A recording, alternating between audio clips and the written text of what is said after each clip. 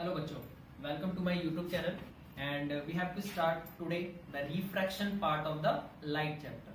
तो आज हम स्टार्ट करने वाले हैं रिफ्रैक्शन ऑफ लाइट। हमने पिछली क्लासेस तक जितनी भी मैंने आपको वीडियोस डाली हुई हैं, आप वहाँ पे रिफ्लेक्शन पार्ट से देख सकते हैं एंड उसमें न्यूमेरिकल सेशंस हैं, पूरा रिफ्लेक्शन पार्ट एक्सप्लेन किया हुआ है। तो आज से हम स्टार्ट करने वाले हैं रिफ्रैक्शन ऑफ लाइट। चलिए तो समझते हैं रिफ्रैक्शन क्या होता है। तो रिफ्रैक्शन एक्चुअल में जैसे हमने रिफ्लेक्शन में पढ़ा है, it is a bouncing back of the light when it strike from the mirror. Same as it is अगर मैं पढ़ता हूं रिफ्रैक्शन की टर्म्स में, तो रिफ्रैक्शन होता है bending of light when it transfer from one form to another form में। यानी कि एक मीडियम से जब दूसरे मीडियम में कोई भी लाइट एंटर करती है तो हल्की सी क्या होती है, बेंट हो जाती है। तो refraction is what, the change in the direction of the light when it enter from one medium to another medium, and this is known as bending of light, and this bending of light is also known as refraction of light. तो किस तरीके से होता है, let me explain. तो refraction of light takes place at the boundary surface. तो सबसे best example हम इसमें पढ़ते हैं किसमें, ग्लास स्लैब के अंदर। तो ग्लास स्लैब कैसा होता है, मैं आपको इसे एक्सपेरिमेंटली भी करके दिखाऊंगा, बट फर्स्ट हम इसे सब्जेक्टिवली पढ़ते हैं। तो ग्लास स्लैब एक कांच का ही मतलब एक ट्रांसपेरेंट आप बोल सकते हैं ग्लास होता है। तो मीडियम की अगर मैं बात करूं, यहां पर हमारा होता है मीडियम 1 जो कि क्या है, air, and this one is your medium 2, M2 के नाम से मैं इसे एब्रिविएट कर देता हूं। ठीक है, मीडियम 2। तब कोई भी लाइट किसी भी ग्लास स्लैब पर अगर ऑब्लिकली फॉल डाउन होती है, ये ऑब्लिकली क्यों हो रही है मैं इसका भी आपको रीजन बताऊंगा अभी। तब तो सबसे पहले हम क्या ड्रॉ करते हैं, first we have to draw the perpendicular line, जिसे हम क्या बोलेंगे, normal. Let's make an angle of incidence. Then हम क्या देखते हैं, it bends towards the normal, normal की तरफ थोड़ी सी बेंड हो जाती है and makes angle of refraction. Then same, फिर उसके बाद हम इसके रिफ्रैक्टेड रे और सरफेस के बीच में क्या बनाएंगे, नॉर्मल लाइन। तो अब यहां से लाइट जब पास होती है तो बाहर इस तरीके से निकलती है। तो आप देख रहे हैं जब मैं लाइट को एंटर कर रहा हूं, this is your incident ray, इसको बोलेंगे हम रिफ्रैक्टेड रे, और ये क्या होगी हमारी इमर्जेंट रे।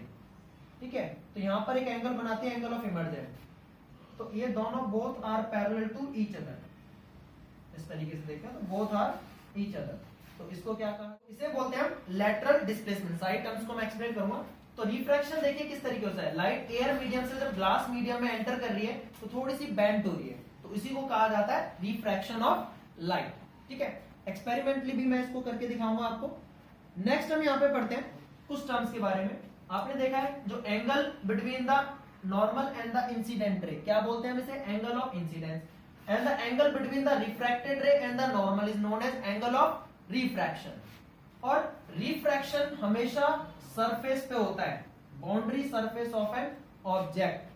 किसी भी ग्लास स्लैब पे या जिस मीडियम में लाइट एंटर कर रही है, मीडियम आपका एयर हो सकता है, ग्लास हो सकता है या वाटर हो सकता है, कोई भी एयर मीडियम मतलब लाइट का मीडियम हो सकता है। तो जब लाइट एक मीडियम से दूसरे मीडियम में जाती है तो इट बेंड्स, तो इसी को बेंडिंग ऑफ लाइट को हम क्या बोलेंगे, refraction of light, refraction of light. Okay, तो अब हम पढ़ेंगे कॉज ऑफ रिफ्रैक्शन, मतलब रिफ्रैक्शन किसके कारण होता है।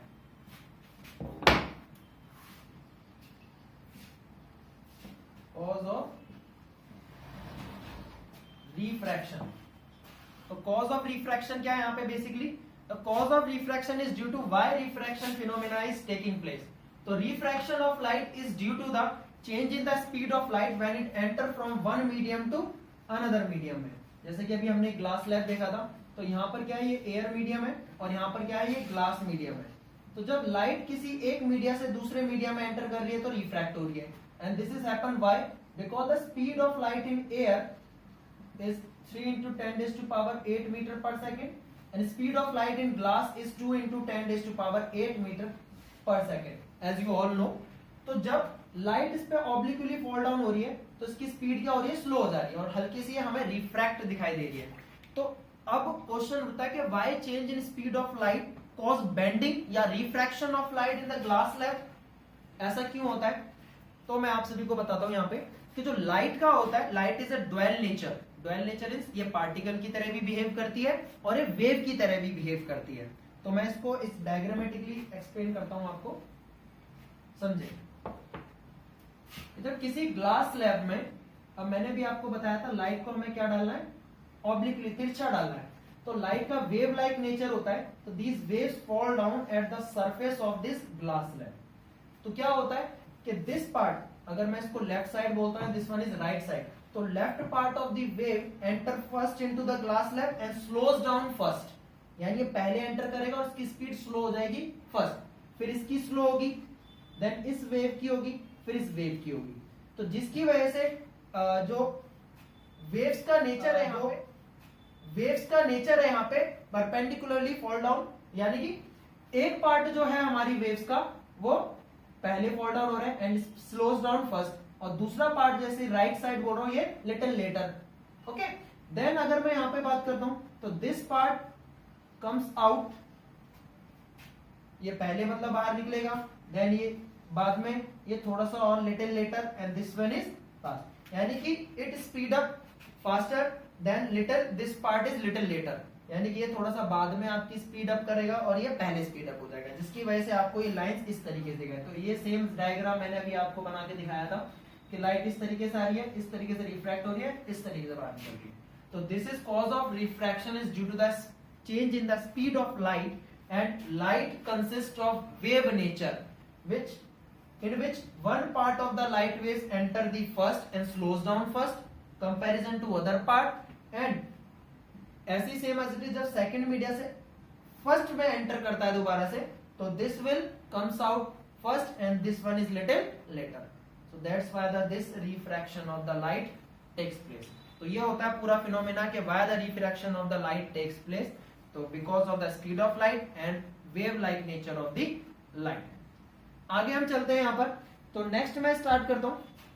तो ये डायग्राम अगर आपको एक्सप्लेन कर लेके पूछा जाए तो यहाँ पे आप सेम एज इट इज क्या करें, सिर्फ बॉक्स बनाकर यहाँ पे लिख देना कि भाई दिस पार्ट इज कि light waves of this side wings reaches the glass first, enter the glass first and slows down first. Same as it is आप इस सेकंड वाले में भी लिख सकते हो कि on this side the light waves reaches the glass little later and slows down little later. Same as it is यहाँ पे भी चारों पार्ट को एक्सप्लेन करके आप डायग्रामेटिकली शो कर सकते हैं इसे।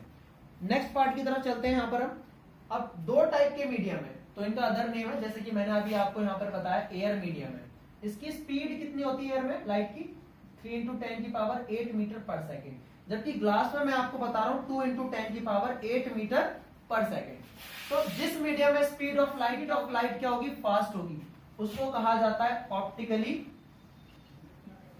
Rarer medium. इस मीडियम को हम क्या बोलेंगे, ऑप्टिकली रेयरर मीडियम। और जिस मीडियम में स्पीड ऑफ लाइट स्लो होती है उसको बोलते हैं optically denser medium, optically denser medium. तो अब मैं अगर इस दो टर्म्स में अगर मैं आपको एक्सप्लेन करूं रिफ्रैक्शन ऑफ लाइट, तो now I can explain when the light enter from optically rarer medium to optically denser medium, ठीक है, it bends towards the normal, या it bends when enter from one media to another media is known as refraction of light. Next term की तरफ चलते हैं हम। तो it has been found that कि when the light enter from one media, यानी कि लाइट जब एंटर करती है रेयर मीडियम से डेंसर मीडियम की तरफ, इसको मैं थोड़ा सा अब नेक्स्ट डायग्राम से एक्सप्लेन करता हूं। चलिए तो एक्सप्लेन करता हूं मैं ऑप्टिकली रेयर मीडियम को और ऑप्टिकली डेंसर। तो दो फिनोमेना हो रहे हैं यहाँ पे। The light enter from optically rare medium to optically denser medium, it bends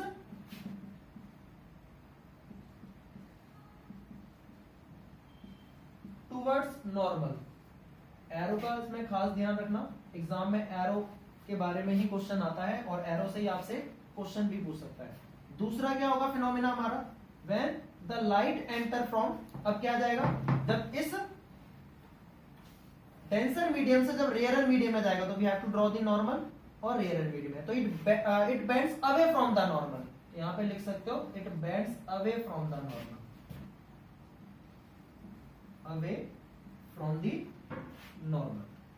तो बच्चों याद रखना कि जब लाइट एंटर करेगी आपकी ऑप्टिकली रेयरर मीडियम से ऑप्टिकली डेंसर मीडियम, मैं फिर रिपीट करता हूं, रेयरर मीडियम जहां पे स्पीड ऑफ लाइट ग्रेटर होती है और डेंसर मीडियम जहां पे स्पीड ऑफ लाइट स्लोअर होती है।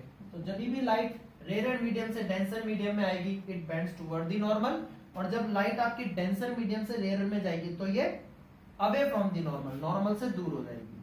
ठीक है, तो यहाँ पे था हमारा इन दोनों का फिनोमिना। नेक्स्ट टॉपिक में आपको यहाँ पे एक्सप्लेन करता हूँ, इसको कंबाइंड करके मैं एक्सप्लेन करता हूँ। ओके,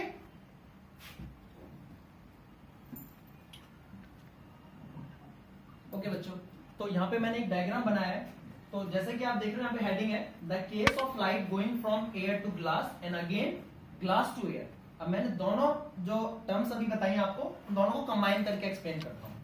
तो जब लाइट आपकी एयर से ग्लास में जा रही है and again glass to air enter कर रही है, तो यहाँ पे एक एंगल फॉर्म करती है, this is angle of incidence. Normal के साथ रिफ्रैक्टेड जो रे है हमारी, वो एंगल फॉर्म करे, उसको क्या बोलेंगे, एंगल ऑफ रिफ्रैक्शन। यहाँ पर मैं देखता हूँ इसमें थोड़ा सा बेंट हो रही है लाइट, क्यों हो रही है, because of the light has wave nature. Then it again goes into the air medium में। This is the original path, जो मैं डॉटेड लाइन से दिख रहा है आपको, ये ओरिजिनल पाथ है लाइट का।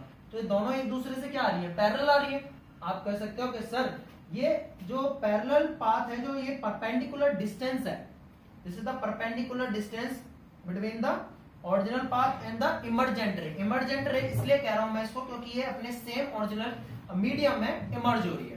ठीक है, तो इसी को क्या कहा जाता है, लेटरल डिस्प्लेसमेंट। तो जब ये डिस्प्लेसमेंट इतना आता है, इसी की वजह से पता चलता है कि light will refract when it enter from one medium to another medium. तो आपके एग्जाम में कुछ टर्म्स यहाँ पे पूछी जा सकती हैं, लेटरल डिस्प्लेसमेंट क्या होता है, इंसिडेंट रे क्या होता है, एंगल ऑफ रिफ्रैक्शन क्या होता है, तो ये आपको एक्सप्लेन करना पड़ेगा। अब इसके बाद एक टर्म और है, अभी तो मैंने आपको हर डायग्राम में दिखाया है, when the light falls obliquely. Okay, light क्या फॉल हो रही है, ऑब्लिक्वली। तो जिसकी वजह से क्या हो रहा है, रिफ्रैक्शन हो रहा है। अब क्वेश्चन उठता है, if this light is fall down perpendicularly on the boundary surface of the object, तब क्या होगा। चलिए देखते हैं मेरे साथ कि how is the refraction of light takes place when the light fall down perpendicularly to the surface of the object.